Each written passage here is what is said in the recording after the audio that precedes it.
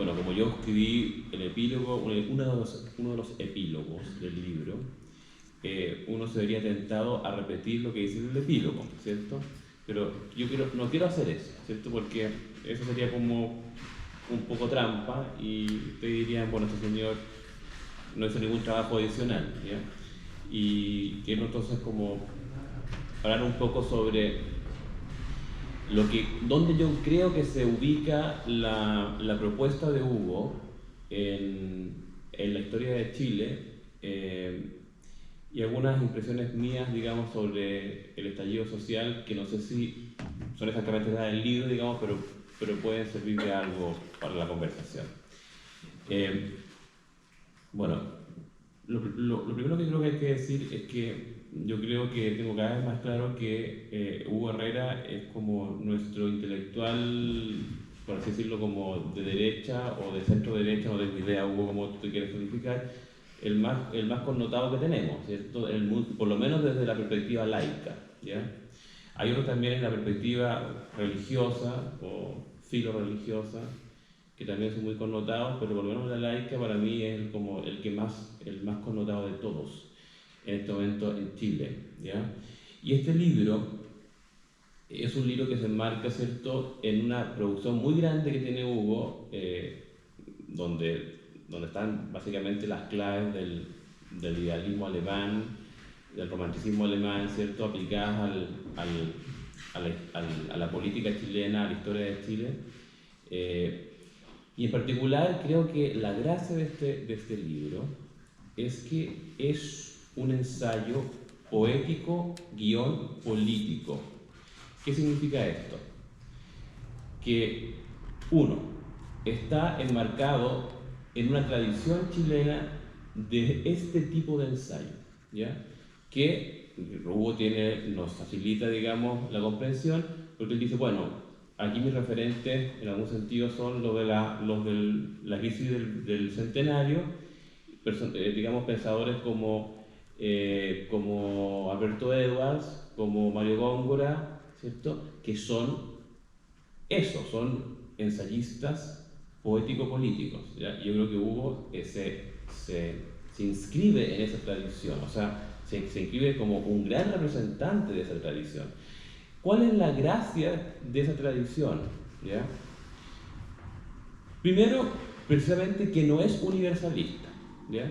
Y como no es universalista, no intenta hacer como ese ejercicio en algunos casos en el mundo, que es un poco patético, de armarse un espacio en el puzzle universal, ¿cierto? Que es típicamente como el intento de indexación, ¿ya? De indexación a escala global, ¿ya? No tiene nada que ver con eso. Lo que intenta hacer, digamos, es una tradición, como diría Alfonso Reyes, el famoso pensador ensayista mexicano, es una tradición goetheana. ¿En qué sentido?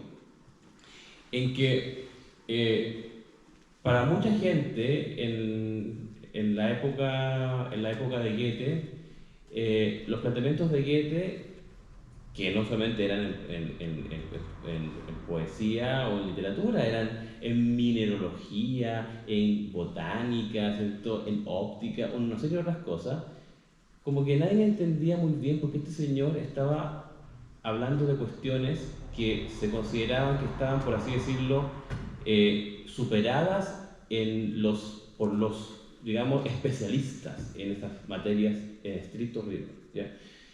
Y la gracia que tenía, dice Alfonso Reyes, lo que hacía Goethe, ¿ya?, era precisamente construir un mundo donde él pudiera hacerse cargo de todo eso, ¿ya? Pero sin, digamos, buscar como una compatibilidad universal de su planteamiento, ¿cierto? Simplemente, en el fondo, estar creando con su propia percepción, con su propio planteamiento de los problemas de la naturaleza, o los problemas del arte o de la filosofía, estar creando, por así decirlo, una esfera propia, por ejemplo, para su país, ¿ya? Y en el caso de él, ¿cierto?, la gracia también que tenía era que esa esfera propia que él creaba con esto, no era necesariamente enemiga de un criterio universal, no era necesariamente antagónico, ¿ya? Sino que en último caso podía en algún sentido dialogar, ¿cierto? Pero tenía una dignidad de su lugar, de su espacio, ¿ya? Que era, que era el que él constituía, ¿cierto? A pesar de que habían cuestiones que, por así decirlo, podían estar como, entre comillas, superadas por otros, en otras regiones del mundo, ¿cierto? No sé, típicamente un comentario muy famoso que se hizo en Inglaterra, ¿cierto? Oye, todas estas elaboraciones de Goethe sobre cuestiones científicas no tienen ninguna necesidad de ser. Bueno, sí tienen, dice Goethe, sí tienen necesidad de ser, ¿ya? Por lo tanto, la gracia del ensayo poético-político, ¿cierto?, es que ese tipo, ese es un ensayo, obviamente, porque pretende conjeturar una tesis, ¿ya? Conjeturarla, ¿cierto? Proponerla sin necesariamente hacer un estudio acabado de campo de si se sostiene o no, ¿cierto? Ya, conjeturarla. Segundo, porque es poético y político, porque tiene una, por así decirlo, una intención constitutiva, de constituir una realidad a partir de esa escritura. Y no simplemente, por así decirlo, como describir de manera parasitaria lo que ha sido. O sea, simplemente reflejar la realidad que es capaz de observar, sino que también con eso mismo ser capaz de crearla, ¿ya? Y entonces el ensayo de Hugo nos da la clave porque una y otra vez, hasta un punto que uno podría decir como hasta de saturación, nos repite que su epistemología, que lo que hace falta en el momento histórico que se está viviendo, ante el acontecimiento que se está viviendo del estallido social, es la comprensión, ¿ya? Es el acto comprensivo que precisamente tiene esa doble mirada, ¿cierto? De ser capaz de ver lo que está ocurriendo, pero no relacionarse con lo que está ocurriendo de forma legalista, o sea, como si hubiera que aplicar una regla ya establecida para eso, sino que ser capaz de transformar la materia normativa hacia el futuro a partir de lo que se está viendo, ¿cierto? Y eso es muy difícil, porque en el fondo eso requiere, como dirían los moralistas antiguos, puro criterio prudencial, ¿ya? O sea, no se puede formular una teoría universal para eso, ¿ya? Esa es pura actividad prudencial, ¿cierto? O sea, ser capaz de observar lo que está ocurriendo, ser capaz de entender que tiene un aspecto muy singular, que es en cierta medida irrepetible, pero al mismo tiempo también que existen muchas analogías en la historia y en otros lugares del mundo, ¿cierto?, que habría que considerar. Bueno, todo eso al mismo tiempo es lo que requiere esa comprensión, ¿ya? Y yo tengo la impresión de que Hugo eso lo logra en el libro, porque este libro es una obra también poética, ¿ya? O sea, tiene lugares que uno podría considerar que son casi poesía estricta, pero, ojo, se lo repito, en esta tradición muy chilena, ¿cierto?, del ensayo poético-político, que si uno quisiera así como remontarlo muy atrás y como así como a las fuentes más clásicas, uno podría decir que es un gesto de una poética homérica, o sea, es una poética que tiene una intención de ser verdad, ¿ya? No solamente de ser bello, sino que de ser verdad, o sea, y por eso que para el platonismo, digamos, es como tan desagradable, ¿cierto? Puede llegar a ser tan como complejo ese tipo de aproximación de este tipo de poética, ¿cierto? Creo yo también, eso sí, que tengo como algunas cosas que quisiera comentar, por lo menos son tres cuestiones que a mí me complican. Una también tiene que ver, Stephanie, con el problema del pueblo, ¿ya? Porque efectivamente yo también tengo un problema con el pueblo, o sea, con el pueblo en el libro y fuera del libro también, ¿ya? Como que en algún sentido el concepto del pueblo en el libro, uno tiene la impresión que es como tan originario que podría llegar a ser como un concepto como que se escapa a la racionalidad académica del concepto, ¿cierto? Pero al mismo tiempo, lo repito, como el libro tiene como esta actitud constitutiva también con su propia, con lo que hace, eso no es necesariamente un defecto. O sea, la gracia que puede tener eso es que eventualmente bajo ese concepto podrían entrar apariciones del pueblo que en el futuro sirvan, digamos, a reafirmar al libro, ¿ya? Entonces, no lo veo necesariamente como una cosa que haya que, como que condenar en el libro. O sea, desde un punto de vista como estrictamente académico, como que suena raro, ¿ya? Pero yo creo que es parte de la gracia, del encanto del libro, ¿ya? Y claro, o sea, a mí también como en mi mentalidad como judeo-cristiana me complica, ¿cierto? La idea de que el pueblo pueda ser un Dios, ¿ya? De que pueda ser la justicia y el caos, ¿ya? Esto a mí me suena como idolatría directamente, ¿ya? Yo tengo la posición de Popper, que la voz del pueblo no es la voz de Dios, ¿ya? Y que el pueblo se equivoca, ¿cierto? Y es más, nosotros tenemos una tradición en el Tanaj de los judíos, ¿cierto? Hoy día están súper desprestigiados, pero es valioso mencionarlo, ¿cierto? De que el pueblo se equivoca, ¿ya? Y la actividad de los profetas en el Antiguo Testamento es decirle al pueblo que se equivoca. No solamente, como dice Paul Ricoeur, a los príncipes que se equivocan, sino también el pueblo se equivoca y el pueblo hace estupideces. Hace estupideces como, por ejemplo, adorar otros dioses, ¿ya? Adorar un perro, digamos, directamente, aquí al lado, a una cuadra aquí, ¿ya?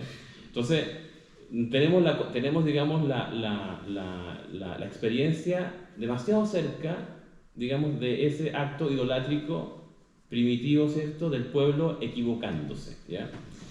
Y por lo tanto, yo creo que frente al pueblo uno tiene que, digamos, ser más un Jeremías, ¿cierto? O sea, ser capaz de decir, sabe que no, eso no se hace, ¿ya? Y no toda expresión que pareciera ser del pueblo, aun cuando sea de un sujeto realmente popular, constituido con todo lo que quieran, aún así, entonces quizás haya que poner una precautoria sobre el pueblo, ¿ya? Otra cosa muy interesante es el tema de la educación que menciona Hugo, ¿cierto? Porque yo tengo bueno, aquí no tengo ningún problema con el libro de Hugo, pero lo quiero mencionar, ¿cierto? Yo tengo la impresión que una de las cosas que han perjudicado muchísimo la estabilidad emocional del pueblo chileno, o lo que quieran llamar pueblo, digamos, entre muchas comillas, es el tipo de educación que se ofreció, ¿ya? La educación universitaria, ¿cierto?, donde solamente consiguieron deudas y muchas veces un trabajo muy precario, no tenía nada que ver con lo que estudiaron, ¿ya? Yo tengo la experiencia siguiente, que yo como me eduqué en colegio público rural hasta digamos, en toda la educación media, nosotros ahí recibíamos una educación para que por si acaso no pudiéramos estudiar nada más. Entonces, nos enseñaban a ser panaderos, o nos enseñaban a hacer curtiembre, o hortalizas, etc. Entonces teníamos que elegir. Y yo, por ejemplo, elegí ser panadero, ¿ya? Entonces, cuando yo estaba estudiando después en la Universidad de Chile y me sacaba una mala nota o tenía una frustración, siempre pensaba, si fracaso, puedo ser panadero. Porque era panadero, ¿ya? Porque soy panadero, ¿ya? Pero el problema que hay cuando nadie te prepara para ser panadero y te dicen que tienes que ser un profesional, ¿cierto?, es que no hay alternativa, ¿se fijan? Y entonces si fracasas absolutamente, ¿ya? Y pareciera que no hay por así decirlo, ningún colchón que está detrás, ¿ya? Y creo entonces que la tradición en la cual se inscribe Herrera, que es la tradición de Encina, ¿ya?, de mirar con buenos ojos ese tipo de educación en el oficio, en un oficio que no sea necesariamente ser abogado, ingeniero o médico, ¿cierto? Que es una obsesión como media ridícula chilena, es una cuestión muy importante que todos, en la medida que fuera posible, todos deberíamos tratar de inculcar, ¿cierto? ¿Qué es lo que podemos hacer si no somos lo que queríamos en nuestros sueños ser, o lo que la sociedad nos estaba diciendo que teníamos que ser, así como por una cuestión imitativa de ser un profesional? Y otras cosas finalmente, para ir terminando y no extender mucho, tiene que ver con el tema de la dignidad, digamos, porque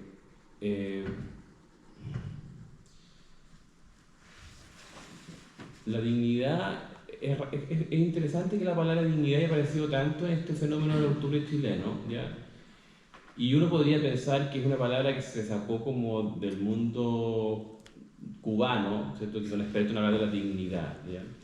Pero también podría ser una expresión absolutamente local, ¿cierto? Posiblemente puede ser las dos cosas, ¿ya? Y yo pienso que la dignidad en este caso, tengo una teoría yo que tiene que ver, y en esto quizás el pueblo se es una sensación muy genuina y muy importante de considerar, ¿cierto? Tiene que ver con recuperar la inocencia, ¿ya? Creo, porque una cosa que me llama la atención, por ejemplo, cuando uno estudia dentro de la filosofía, de la filosofía moral, la propuesta de Kant, ¿cierto? Es que cuando uno la piensa así como muy en general y se olvida de todos los detalles, se da cuenta que el gran problema que hace ver Kant es que cuando uno se orienta con lo que él llama imperativos hipotéticos, ¿cierto? Que en el fondo necesitan todo tipo de escenarios contingentes para poder funcionar, ¿ya? Y para poder lograr lo que eventualmente se quería lograr. Cuando uno está dentro de ese mundo, ese es un mundo un poco infernal. Para cierto tipo de personas puede ser un mundo infernal, ¿ya? Porque es el mundo de las astucias, ¿ya? Es el mundo de las astucias permanentes, ¿ya? Donde obviamente siempre puede haber uno más astuto, o sea, lo que llamaríamos en el lenguaje de Lampa, siempre puede haber otra mexicana más, ¿cierto? Puede haber una mexicana y pues sobre esa mexicana puede haber otra y otra y otra, ¿ya? Y un poco ese mundo de las astucias satura y enferma a la gente, ¿cierto? Porque parece ser que no pudieran relacionarse con ellas en forma inocente, ¿ya? Tiene que estar siempre pensando, ¿cierto?, en cómo van a reaccionar. Están permanentemente en la ansiedad, ¿cierto?, del paso a seguir para que no sean, digamos, pasados a llevar, ¿ya? Eso, pasados permanentemente en la sensación de que van a ser pasados a llevar y que tienen que en algún sentido estar preparados para eso, para ser astutos, ¿ya? Y claro, si uno piensa como en la orientación, lo que llama Kant, ¿cierto? La moral popular, que es la orientación por el deber, ¿ya? Y que en el fondo es pensar las cosas como si fueran válidas en todos los casos posibles, ¿ya? Y que claro, uno piensa que es una cosa hiperracionalista, como que es como solamente los filósofos pueden pensar, pero el Kant dice no necesariamente, es como piensa el pueblo, ¿cierto? Y en el fondo, ¿qué es lo que es eso? Eso de pensar en todos los casos posibles, es una manera de evitar las astucias, ¿ya? Salirse del mundo de las astucias, como no caer en esa trampa, ¿cierto? Y por lo tanto, recuperar una forma de inocencia. Yo creo que en el mejor de los casos, si uno quisiera como reivindicar en algún sentido, ¿cierto? En lo que tenga de reivindicable, el problema que hubo aquí con el estallido social y con la necesidad de una forma de dignidad, ¿cierto? Es que la gente quería recuperar la inocencia, ¿ya? Y obviamente no lo pudieron hacer, ¿cierto? Porque aquí hay una intoxicación mucho más profunda, ¿ya? Pero creo que el libro de Hugo, ¿cierto? Y todo lo que ha hecho Hugo también con las columnas, porque una cosa muy interesante es que Hugo parece que cree mucho en el valor trabajo, entonces cuando identifica un problema, le da, y eso gana al final, ¿ya? Eso termina ganando, ¿ya? Y creo, por lo tanto, que creo que hay que felicitarlo por esta segunda edición y yo estoy muy agradecido de haber sido considerado para ella. Muchas gracias.